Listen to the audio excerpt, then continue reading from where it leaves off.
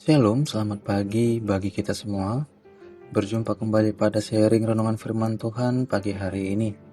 Semoga kita tetap sehat dan selalu dalam lindungan Tuhan dimanapun kita berada. Sebelum menikmati sharing renungan firman Tuhan pagi ini, marilah kita berdoa. Bapa yang baik, Bapa yang bertahta tinggi di dalam kerajaan surga, sungguh bersyukur dan berterima kasih ya Tuhan atas segala berkat dan kasih karunia-Mu yang masih boleh kami nikmati hingga pada pagi hari ini. Ya Bapa, sebelum melakukan segala aktivitas kami hari ini, sebentar kami mau membaca dan merenungkan firman-Mu. Kiranya Engkaulah yang boleh menolong kami, agar kami dapat mengerti dan memahami firman-Mu. Terima kasih Bapa, terima kasih Yesus, terima kasih ya Roh Kudus. Amin. Mari kita baca bersama-sama ayat renungan firman Tuhan pagi ini, yang terambil dari 3 Yohanes 1 ayat 11. Saudara-saudaraku yang kekasih, janganlah meniru yang jahat, melainkan yang baik. Barang siapa berbuat baik, ia berasal dari Allah. Tetapi, barang siapa berbuat jahat, ia tidak pernah melihat Allah. Amin. Saudara-saudari yang dikasihi Tuhan, kita pasti pernah mendengar peribahasa buah jatuh tidak jauh dari pohonnya. Peribahasa ini biasanya seringkali kita pakai untuk menggambarkan kemiripan sifat, perilaku, maupun kebiasaan antara orang tua dan anak, di mana anak-anak cenderung akan meniru perilaku yang diperlihatkan oleh orang tuanya. Misalnya seperti gaya berbicara, cara marah, ataupun cara bersikap. Nah, melalui firman Tuhan pagi ini, kita mau melihat apakah kita anak-anaknya, yaitu sebagai orang yang percaya kepadanya, memiliki kemiripan dengan Tuhan yang adalah Bapa kita. Namun, sebelum kita masuk ke dalam perenungan yang lebih dalam, coba kita masing-masing menjawab pertanyaan ini terlebih dahulu. Seberapa miripkah kita dengan Tuhan, baik dalam sifat maupun karakternya? Coba kita jawab dalam hati masing-masing, atau kamu bisa menuliskannya terlebih dahulu. Dan nanti di akhir perenungan kita bersama, coba lihat sebenarnya kamu sudah ada di titik mana dan apa nilai yang mau kamu tambahkan ke dalam diri sendiri. Baik, mari kita lanjutkan perenungan kita. Saya membagi perenungan kita pagi ini ke dalam 3 poin penting, sehingga fokuslah dan jika perlu catat poin pentingnya. Pertama, apa yang mau kamu hasilkan selama kamu hidup sebagai anak-anak Tuhan?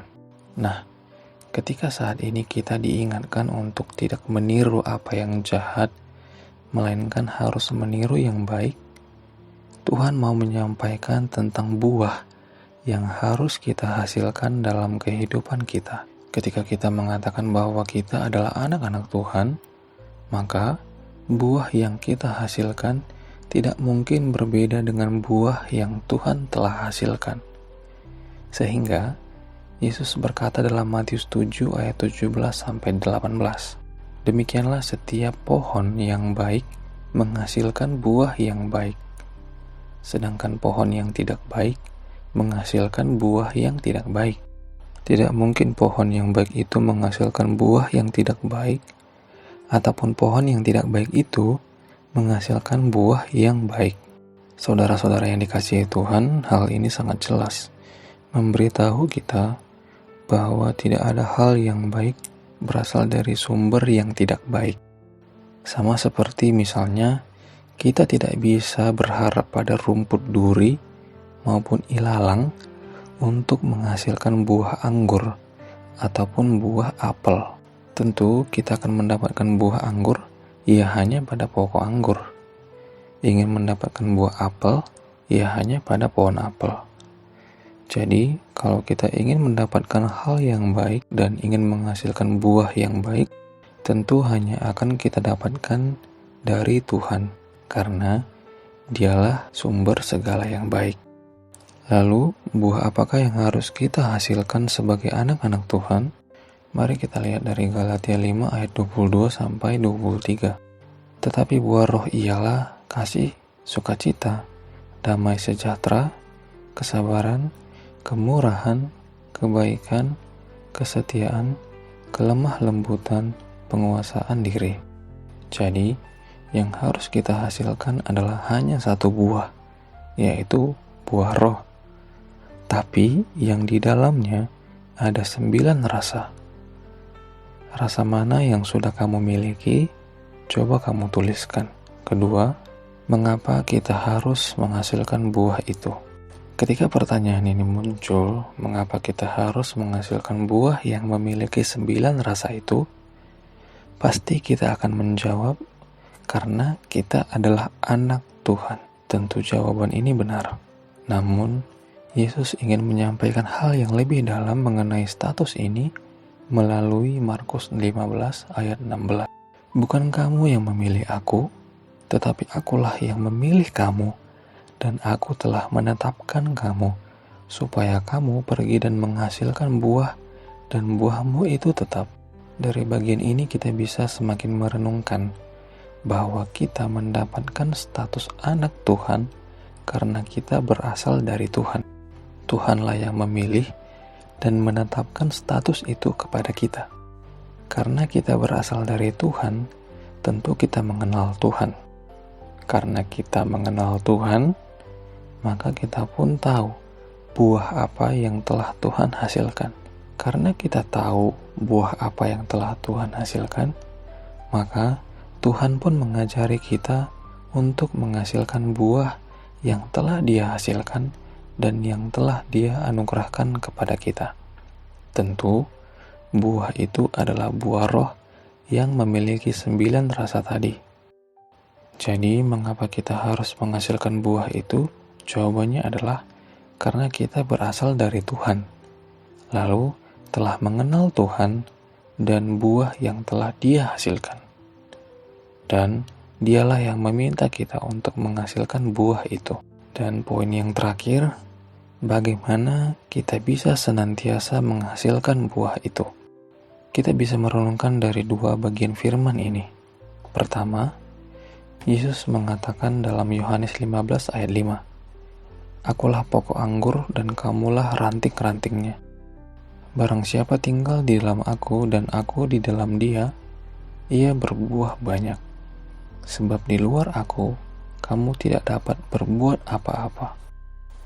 Kemudian Mazmur 1 ayat 1-3 memberikan kita landasan yang kuat juga dengan mengatakan, Berbahagialah orang yang tidak berjalan menurut nasihat orang fasik, tetapi yang kesukaannya ialah Taurat Tuhan, dan yang merenungkan Taurat itu siang dan malam.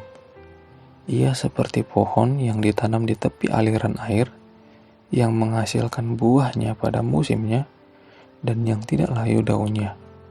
Apa saja yang diperbuatnya berhasil. Jadi, kalau kita mau senantiasa menghasilkan buah roh itu, kita pun harus tinggal di dalam Tuhan, dan siang malam merenungkan firman-Nya.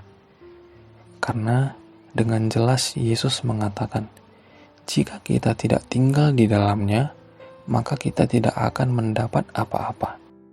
Sebaliknya, jika kita berada di dalam Tuhan, maka kita akan berbuah banyak dan apa saja yang kita perbuat pun berhasil. Bagian ini menegaskan kepada kita bahwa gaya hidup kita sebagai anak-anak Tuhan adalah menghasilkan buah. Dan sekarang kita sudah tahu bahwa kita adalah anak-anak yang berasal dari Tuhan dan yang juga telah mengenal Tuhan. Lalu, kita pun diperintahkan Tuhan untuk menghasilkan buah kebaikan yang telah Tuhan hasilkan dan berikan kepada kita. Lalu pertanyaannya, apa yang harus kita lakukan berikutnya? Apakah cukup hanya dengan mengetahui? Tentu tidak. Tuhan sudah meminta kita untuk menghasilkan buah.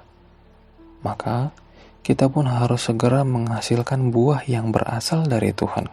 Ingatlah, seperti yang dikatakan tadi, bahwa tidak akan mungkin buah yang baik berasal dari pohon yang tidak baik, melainkan buah yang baik pasti berasal dari pohon yang baik.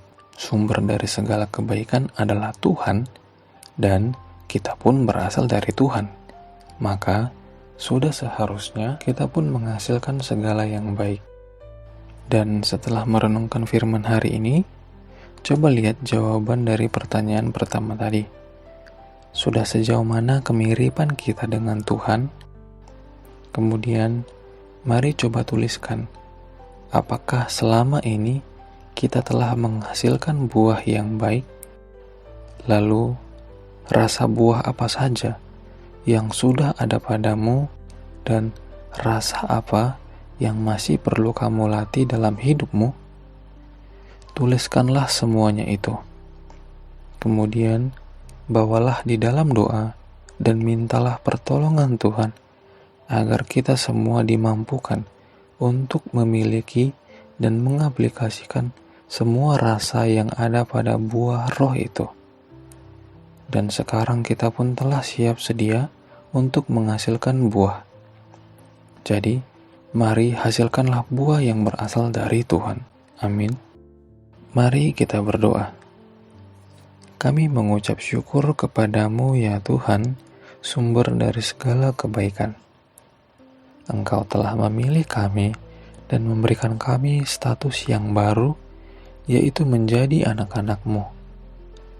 Engkau telah memberikan kami segala hal yang baik, dan sekarang Engkau meminta kami pun untuk menghasilkan segala hal yang baik pula.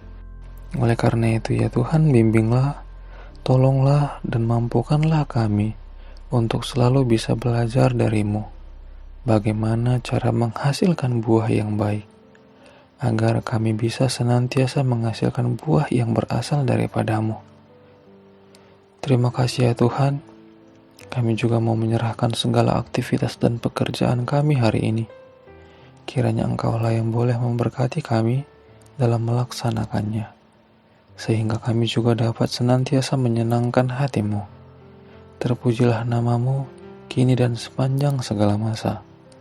Amin.